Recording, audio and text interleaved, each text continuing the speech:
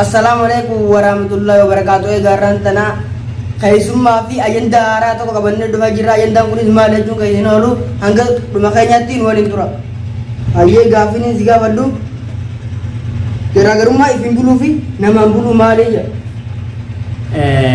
garagarumma ifin bulu fi nama bulu la ifin bulu jechuun namallee ni rakkisa hara tokkoon sammullee ni bada ifin bulu gideejan garuu namaan hoogganameetuma haga tokko yeroo sammuu siibanuun baadha yeroo ifin buluun sammuu siibantu haga tokko namaan deeggaramaa haga tokko yaada keewwatti dabalatte sammuu teetillee magarsaa deema garummoo walii galatti namaan buluu jechuun ati yaada burqisiisuu hin dandeessu jechuudha. Egaa ifin buluu fi namaan buluun kun namaan buluun rakkoon inni qabu boodarra sammuu teetirra miidhaan fida. Karaan inni ittiin fidu yaada burqisiisuu hin dandeessu. Yaaddee hin dandeessu jechuudha. Ammoo ifin buluudha gar tokkoon miidhaallee ni qabu. Gar tokkoon ammoo namallee ni fayyada. Garri tokkichaan inni namaan fayyadu yoo ati kaa yaada namaan geettee jechuudha haga tokko marii taasiftee ka deemtu taate ifin bulullee hin jaamu yaada namaan mari'attee deemte. Saniifi miidhaa sirra hin geessisu jechuudha gama kanaan gaariidha. Garuu ifin buluu jechuun akkanuma deemtee olumaa gata akkanuma deemu yoo taate kuni miidhaa namarra geessisa jechuudha.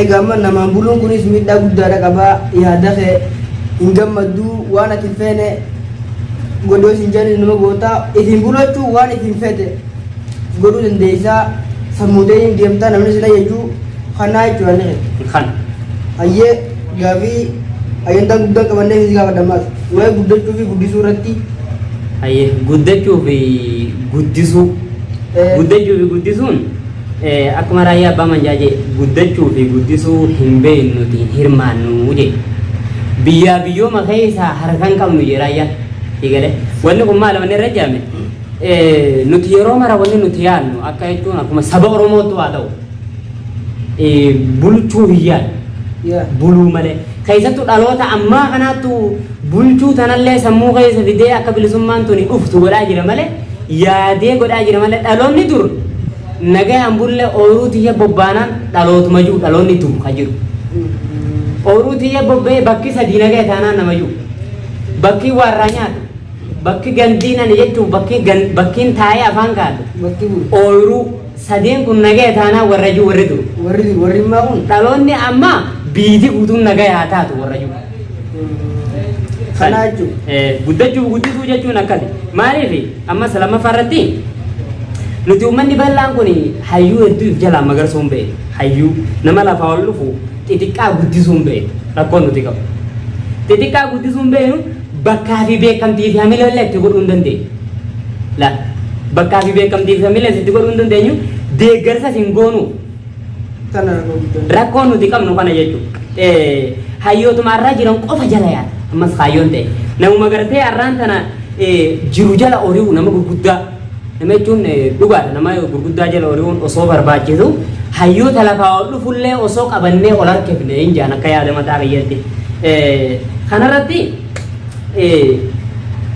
bakka bu'aan ummataa namni gartee bakka ummataa bu'u kanarratti hojjechuu qaba akka mataa biyyatti maaliif dhaloonni kun yeroo lafaa ol ka'u bilchina fedha gara fuulduraatti riqicha dhaloonni kun irra deemu cufa jeetii yaadaan maaliif jennaan hayyuun kun ni maqa du'uufaan mala dhaloonni lafaa ol deemu kun akka hin magarre taate guddachuu guddisuu irratti jechuudha maaliif yoo dhaloonni lafaa ol deemu kun bilchaataa namni jala deemaa barataa ittiin hin deemin guddachuun hin danda'amu jechuudha maaliif jijjiiramaatu dhufaa deema kanarratti adeemsa amma jirruutu adeemsa ararra jirru kana katana dura yaadne ka ararra jiru jechuudha ka arra yaadne borurra jiru maali jijjiiramni gara fuulduraatti dhufaa deema meesirratti walaloo gabaabduu takkaan qaba walaloon gabaabduun hunduu ni dhufa jedhe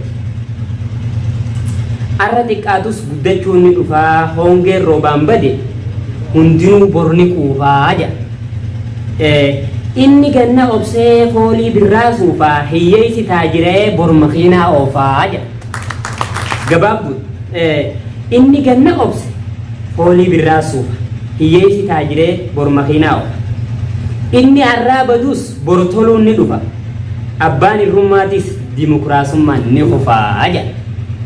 Walaloo ajaa'ibaati. Dimokiraasummaan ni kufa fiixeensi ganamaatis aduun ni oofaa fatanaanis dhumee bor namuu ni rafaa akkana jetti walaloon gabaabduudha. Gaariidha egaa walaloon walaloo ajaa'ibaati walaloo bareedduudhaan naanii amma gaafii guddachuu fi guddisuu irratti yaada bal'isee obboleessa keenya kuma isiniifatti gaafii biraatti haa waliin dabarruun isiniin jaa egaa gaafii teenya sadaffaan dhaloonni ammaa kun dhaloota qubeeti moo dhaloota uleetii jedha. Ani akka mataa hayyatta akkan amanutti dhaloonni kun dhaloota qubeeti. Dhaloota qubeeti jeetiin amana. Garuu immoo namni haga tokko dhaloota uleen nu harkaa deebisee jira. Maali? Daa'ima lafaa ol deemu haa ta'u nama jiddu jireessaa haa ta'u wanni cinqamaanii jiru amma uleen cinqamu jiru. Daa'ima lafaa ol ka'ee namni tokko isaa rifatu akka sammuu ganama ka'ee jijjiirama fidu namni itti yaadee sammuu isaa kunuunsu hin jiru. Sammuu isaa kunuunsu hin jiru nama guddatee ol ka'es keessa doomsan cafaqanii. Keessa doomsanii wal gargaaruun hin jiru wal deeggaruu hamilee akkuma harree bujeessa walii godhuun hin jiru. Taaniituma sikkoo huluu qofa. Yoo waan takkaniin hojjete jettee mala baakaate kasikkoo huluut irreeddu. Kasit doomsuu irreeddu. Yaanni kee kun akkana jee ka dhufee sii bakka baasu. Sii dhufee jechuun addaan baasu hin jiru. Ani kanarratti waa sadii ni mari'ata. Waan inni eegalu marattu waa sadii ni mari'ata. Tokkoffaa rabbii kiyyaan ni mari'ata.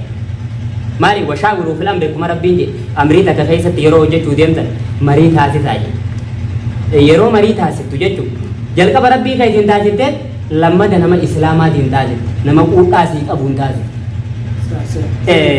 Lammaffaa sadaffarratti hoo nama eefa mu'minaan mari'attee lammaffarratti jechuun eefa mu'minaan mari'attee sadaffaa lubbuu teetiin mari'atte dhugoomsuudhaaf. Lubbuun teetti amannaan hojii san dhayixee raawwattaa jechuudha. Kanaa jechuudha. Kana. Hayyiigaa hawwattoota dhaggeeffattoota keenya gaafii ajaa'ibaati waan isin ibsas baay'eedha gaafii nuti gaafanne guutumatti deebisee jira hanga sagantaa teenyaatti diraamallee ajaa'ibaatiin dhufaa jirra nu waliin turaadha laayik sheer sabskiraayib godhaadha yuutuubaa kanaas akka walii wajjin guddifnu abdiin qaba.